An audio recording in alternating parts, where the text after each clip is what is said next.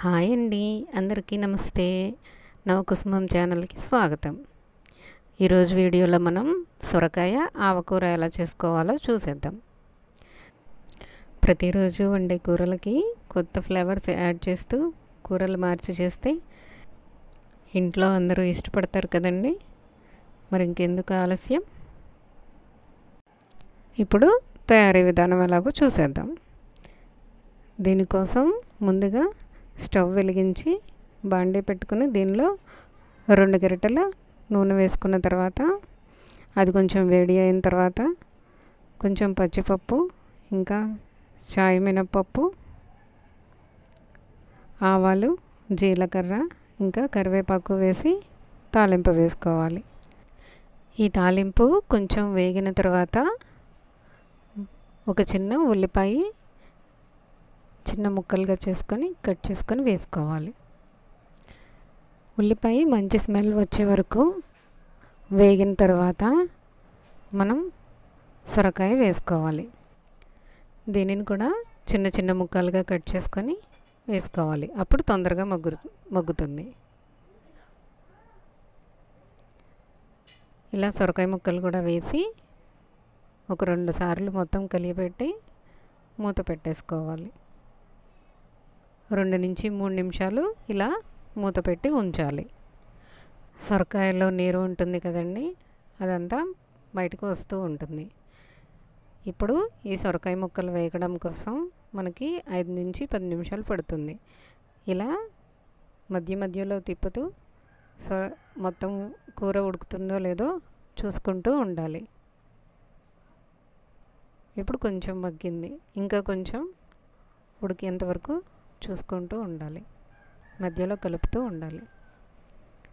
ఇప్పుడు 1/2 table spoon పసుపు, 1/2 table spoon salt వేసుకొని ఒకసారి కలియపెట్టుకోవాలి. ఇప్పుడు మళ్ళీ మూత పెట్టి మళ్ళీ 3 నుంచి 4 నిమిషాలు కూరని మగ్గనివ్వాలి. ఇలా కలుపుకొని మళ్ళీ మూత పెట్టుకోవాలి. కూరలో నీరు వస్తూ ఉంటుంది. సొరకాయ ముక్కలకి ఇప్పుడు ఉప్పు కొంచెం పట్టి ఉంటుంది కదండి, అందుకని ఇంకా నీరు వస్తూ ఉంటుంది. ఈ నీరు మొత్తం కూర బాగా పట్టేలాగా ఉడికే వరకు చూసుకుంటూ ఉండాలి. ఇప్పుడు చూడండి, కూరలో నీరు తగ్గుతూ ఉంది, ముక్కలు కూడా కొంచెం ఉడికినవి.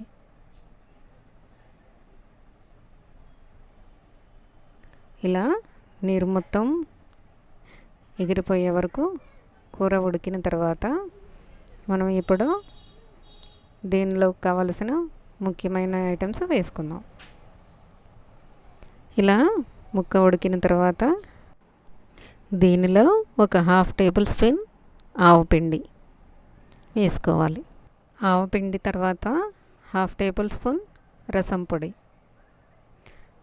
పొడి, తర్వాత ఇంకా 1/2 టేబుల్ స్పూన్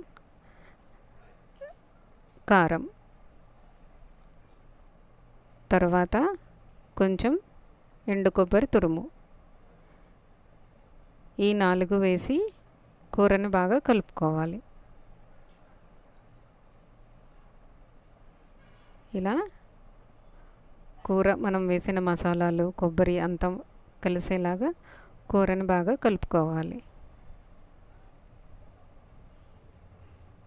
ఇలా కలుపుకొని మూత పెట్టి 2 నుంచి 3 నిమిషాలు మగ్గిన తర్వాత మనం కలుపుకుంటూ స్టవ్ ఆఫ్ చేసుకుంటే మనకి సొరకాయ ఆవకూర తయారైపోతుంది.